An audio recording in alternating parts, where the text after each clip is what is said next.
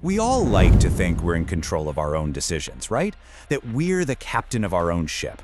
But what if I told you that most of the time, we're not? Well, today we're going to dive deep into the dark psychology of persuasion and uncover the hidden forces that are shaping our choices every single day. Okay, let's be honest for a second. Have you ever walked out of a store with something, looked at the bag, and just thought, why did I buy that? Or maybe you agreed to do something you really deep down didn't want to do? Yeah, we've all been there. And that little pang of regret, it's not just buyer's remorse. It's that unsettling feeling that the choice wasn't really, truly yours. You were probably manipulated, just kind of nudged in a direction you never meant to go. And believe me, it happens way more often than any of us realize. Now, look, not all influence is a bad thing. Our brains are built to take mental shortcuts, and honestly, sometimes that's super helpful. But the key, your first line of defense really, is understanding the massive difference between genuine persuasion and its darker, more deceptive cousin, manipulation. So what's the actual difference here? Well, think of it like this. Persuasion is a win-win. It's like your doctor recommending a treatment that's genuinely going to make you feel better. They're guiding you to a good decision. Manipulation, on the other hand, is a win-lose. That's when someone tricks you into doing something that only helps them, and a lot of the time, it ends up hurting you. In this quote, man, it just hits the nail on the head. The most effective manipulation is totally invisible. It doesn't feel like someone is twisting your arm, it feels like your own brilliant idea. It hijacks your own wants and desires, so you don't even see the strings until it's way, way too late. So, how do they do it? What's the secret? Let's pull back the curtain and take a look at their playbook. Because once you can see these tactics, once you can name them, that's when you take away all their power. First up, we've got a classic, scarcity and urgency. Just picture this. You're trying to buy tickets online, and a giant countdown timer is ticking down, while a little message flashes, only 2 spots left. That little jolt of panic you feel in your gut, that's your fear of missing out, your FOMO, getting triggered. It's a trick designed to bypass the logical part of your brain and slam you straight into panic buy mode. So how do you fight this? It's actually really simple. Just pause. Is that limited time offer really going to vanish forever? Try hitting the refresh button on the page and see what happens. You'd be surprised. A genuinely good deal can wait for you to think for 60 seconds. Don't let fake urgency rush you. Okay, next up is something called commitment bias. You might have heard of it as the foot in the door technique. See, once we say yes to a tiny request, our brain feels this intense pressure to stay consistent. That makes it way more likely we'll say yes to a much, much bigger request later on. And in its darkest form, this is exactly how cults like NVIM work. They start with a small, free workshop and slowly escalate until people's lives are completely upended.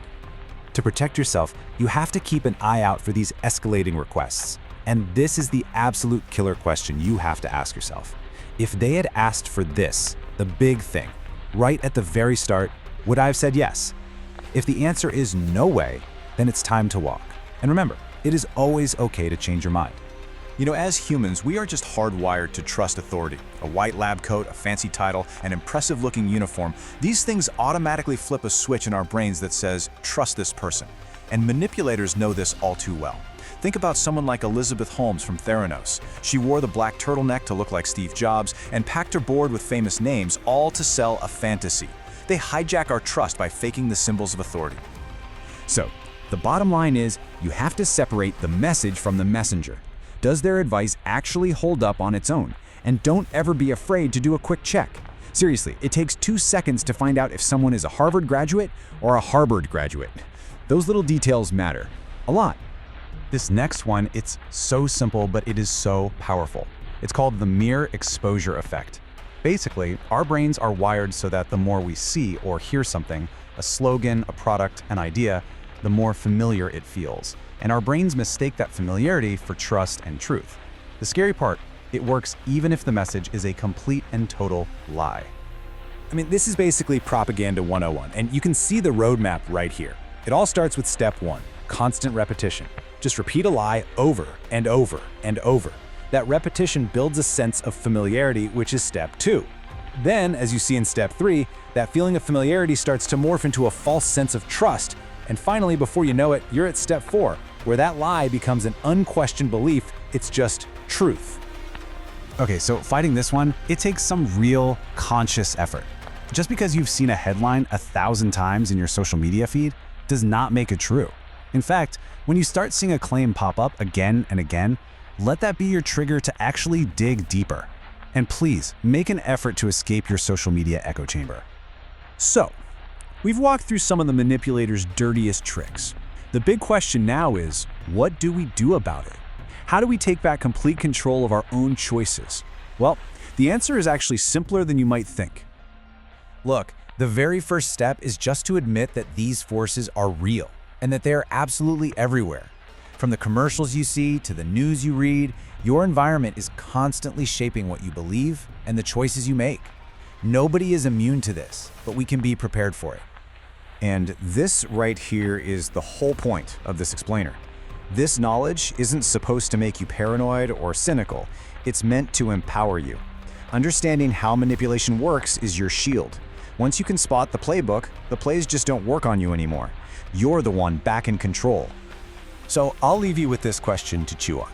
As you go about your week, just pay a little more attention to the choices you're making. Are they truly yours, coming from your own independent thought? Or can you now see the subtle strings that someone else might be pulling? The choice to know the difference, well, that choice is now yours.